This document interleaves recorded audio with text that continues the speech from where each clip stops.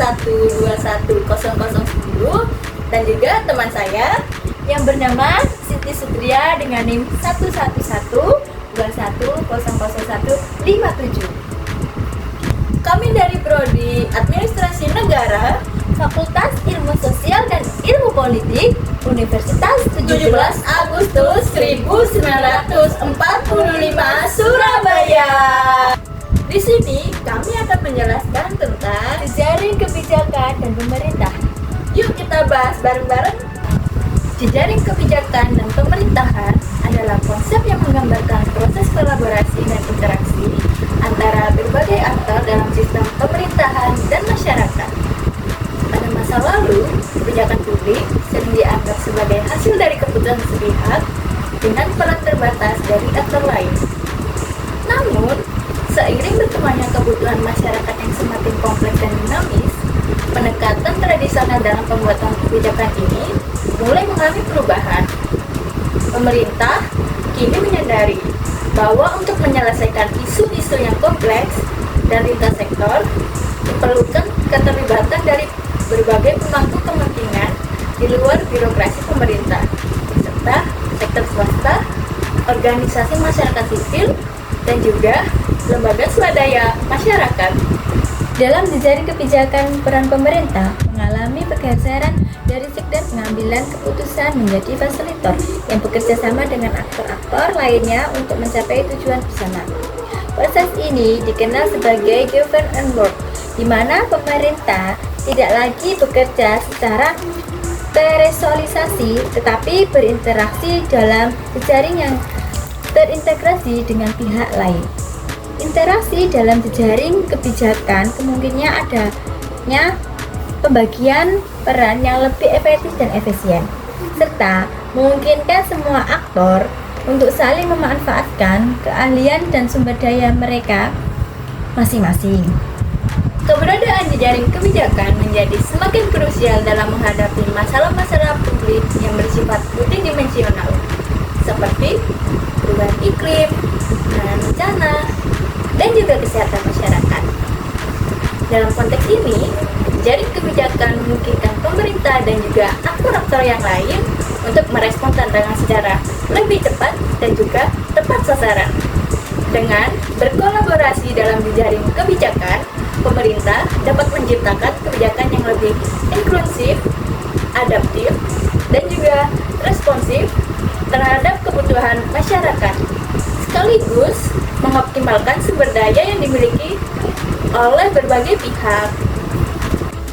Konsep-konsep utama aktor dalam jejaring kebijakan. Jejaring kebijakan melibatkan berbagai aktor yang memiliki peran, kepentingan, dan sumber daya yang berada dalam proses kebijakan.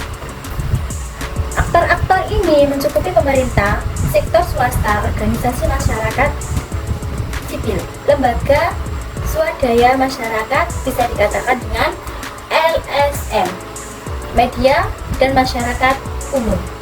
Mereka semua saling berinteraksi dan berkolaborasi dalam upaya mencapai tujuan bersama yang berkaitan dengan kepentingan publik.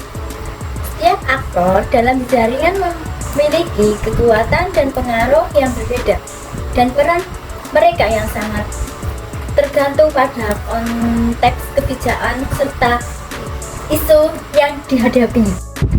Peran pemerintah memiliki peran yang sentral dalam jejaring kebijakan sebagai pembuat regulasi, pengawas, dan juga penjamin kepastian hukum. Dalam jejaring kebijakan, pemerintah tidak hanya bertugas menetapkan aturan, tetapi juga berperan sebagai fasilitator yang memediasi kepentingan berbagai aktor. Pemerintah juga bertanggung jawab memastikan bahwa kebijakan yang berjalan sesuai dengan prinsip-prinsip keadilan, akuntabilitas, dan juga transparansi. Selain itu, pemerintah perlu mempertahankan stabilitas jejaring dengan mengelola konflik kepentingan yang mungkin timbul antar aktor. Peran masyarakat sipil. Masyarakat sipil merupakan entitas yang terdiri dari individu dan kelompok yang mewakili kepentingan publik di luar lingkup pemerintah dan sektor swasta. Masyarakat sipil memiliki peran penting dalam memberikan masukan mengawasi pelaksanaan kebijakan, serta memberikan tekanan agar pemerintah dan sektor swasta lebih responsif terhadap kebutuhan masyarakat. Mereka juga seringkali berperan dalam memperjuangkan isu-isu asasi manusia, lingkungan, dan keadilan sosial yang mungkin diabaikan dalam proses kebijakan konvensional. Sektor swasta yang meliputi perusahaan dan juga entitas komersial lainnya memainkan peran strategis dalam jejaring kebijakan.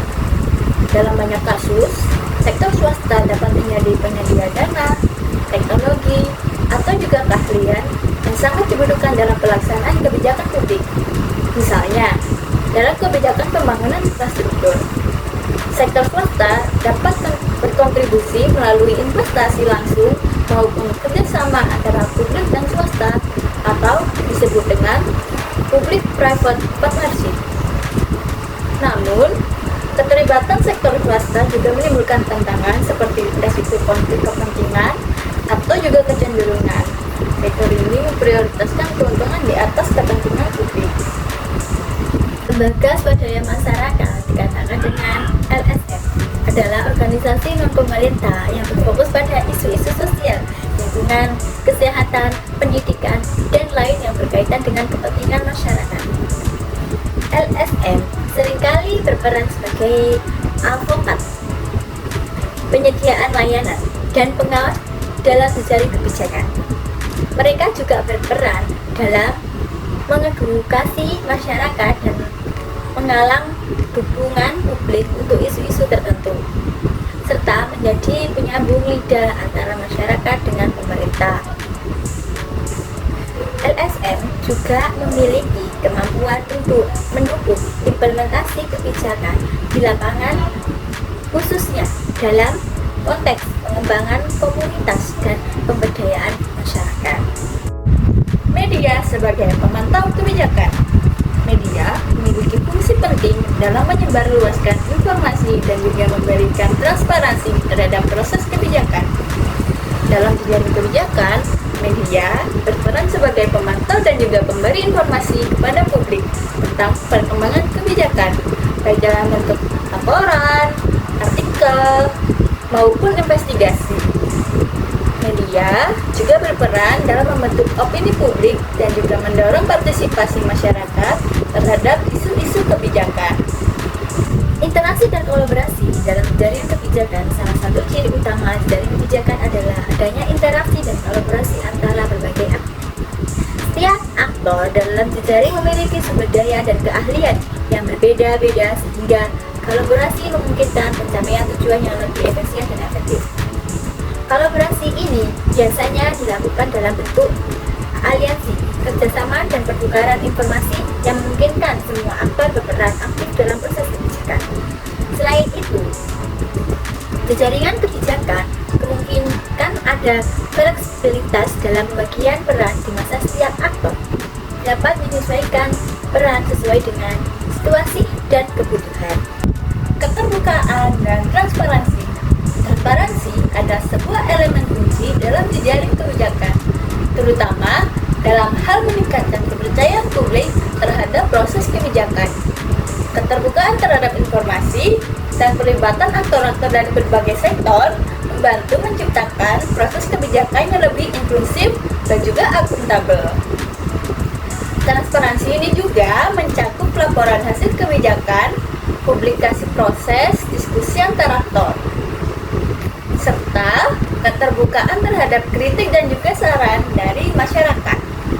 Dengan demikian, transparansi dapat memperkuat legitimasi kebijakan dan meningkatkan dukungan dari masyarakat luas. Prinsip interdependensi dalam jejaring kebijakan. Jejaring kebijakan didasarkan pada prinsip interdependensi yang berarti setiap aktor saling bergantung satu sama lain untuk mencapai hasil yang diinginkan. Prinsip ini mengakui bahwa tidak ada satu aktor pun yang dapat mengenai masalah publik secara efektif tanpa dukungan dari aktor lain. Interdependensi ini menciptakan hubungan yang saling melengkapi di masa setiap aktor menyumbangkan sumber daya dan kemampuan masing-masing untuk mencapai tujuan bersama. Teori interdependensi Teori interdependensi menjelaskan bahwa setiap aktor dalam jaringan kebijakan saling bergantung suatu sama lain untuk mencapai tujuan bersama. Konsep ini menyoroti bahwa dalam konteks kebijakan publik, aktor-aktor seperti pemerintah, sektor swasta, masyarakat sipil, dan LSM memiliki sumber daya, keahlian, dan kewenangan yang berbeda, sehingga membutuhkan kolaborasi untuk menyelesaikan permasalahan yang kompleks. Misalnya dalam penanganan bencana, pemerintah membutuhkan dukungan sektor swasta dalam penyediaan alat kesehatan serta bantuan masyarakat sipil, dan LSM dalam distribusi bantuan dan advokasi. Dengan adanya ketergantungan ini, jejaring kebijakan dapat berjalan secara lebih efektif karena setiap aktor menyambungkan peran yang saling melengkapi. Teori governance network. Teori governance network atau disebut juga dengan jaringan tata kelola adalah sebuah teori yang melihat jejaring kebijakan sebagai sebuah proses tata kelola yang melibatkan banyak aktor dan berfungsi secara horizontal, bukan secara hierarkis seperti dalam birokrasi tradisional. Dalam teori ini, jejaring kebijakan dipahami sebagai hubungan dinamis yang memfasilitasi kerjasama antara pemerintah dan juga aktor non-pemerintah untuk mencapai tujuan bersama. Governance network mengakui bahwa pemerintah tidak selalu memiliki otoritas penuh dalam mengelola sebuah masalah publik, sehingga melibatkan aktor lain dengan peran dan juga tanggung jawab yang seimbang menjadi cara yang lebih efisien untuk menjalankan sebuah kebijakan. Teori ini juga menekankan pentingnya kepercayaan, komunikasi, dan juga koordinasi antar aktor untuk memastikan kebijakan dapat diterapkan secara efektif. Dalam hal ini, kami akan membahas tentang studi kasus jejaring kebijakan dalam manajemen bencana gempa bumi dan juga tsunami di Palu tahun 2018. Pada tahun 2018, gempa bumi besar dengan kekuatan 7,5 magnitudo mengguncang Palu dan juga wilayah sekitarnya di Sulawesi Tengah, yang diikuti dengan tsunami dan juga fenomena likuifaksi. Insiden ini menimbulkan kerusakan infrastruktur yang sangat parah, serta memutus akses transportasi dan mengakibatkan ribuan korban jiwa. Jejaring kebijakan menjadi sangat krusial dalam respon terhadap bencana ini, dengan kolaborasi antar pemerintah pusat dan juga daerah, lembaga internasional, LSM, sektor swasta, serta komunikasi lokal. Peran pemerintah dan desentralisasi. Pemerintah Indonesia mengimplementasikan sistem desentralisasi untuk manajemen bencana dengan membentuk Badan Nasional Penanggulangan Bencana (BNPB) pada 2008 sebagai tanggapan atas meningkatnya risiko bencana. Dalam kasus Palu, desentralisasi memungkinkan pemerintah daerah memiliki kewenangan dalam persiapan dan tanggap darurat.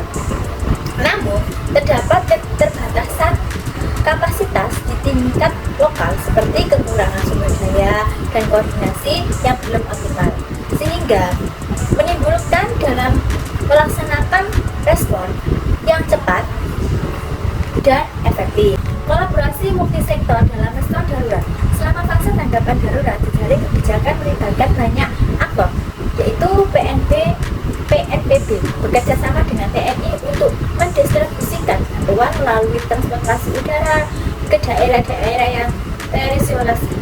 LSM, lokal dan internasional seperti Palang Merah Indonesia dan organisasi internasional lainnya berperan dalam penyediaan logistik kesehatan dan tempat penampungan sementara bagi para korban. Sektor swasta juga berkontribusi dengan menyediakan teknologi untuk sistem peringatan dini dan dukungan logistik tambahan. Kolaborasi ini menunjukkan bahwa jejaring kebijakan kemungkinan berbagai pihak untuk saling melengkapi dalam menghadapi keterbatasan sumber daya dan kapabilitas masing-masing. Pembelajaran dari keterbatasan dalam penilaian risiko. Studi risiko prabencana di Palu hanya mencakup beberapa ancaman seperti gempa bumi dan juga tsunami, namun tidak mempertimbangkan risiko likuifaksi yang justru menjadi faktor utama dalam kerusakan infrastruktur dalam bencana kegaduhan, identifikasi resiko ini dipertajam melalui kolaborasi dengan lembaga akademis dan juga institusi internasional untuk memperbaiki kerangka penilaian resiko dan memastikan analisis yang lebih menyeluruh di masa depan. Pendekatan ini juga mencerminkan pentingnya peningkatan adaptif dalam jejaring kebijakan bencana agar mampu merespon kompleksitas resiko yang mungkin muncul.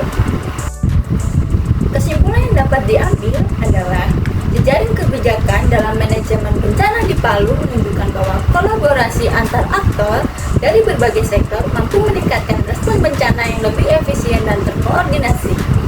Keterlibatan pemerintah pusat, lembaga lokal, LSM, sektor swasta, dan juga komunitas lokal dalam manajemen bencana ini memperlihatkan pentingnya jaringan kolaboratif dalam mempercepat bantuan dan menyesuaikan diri dengan kondisi bencana yang dinamis.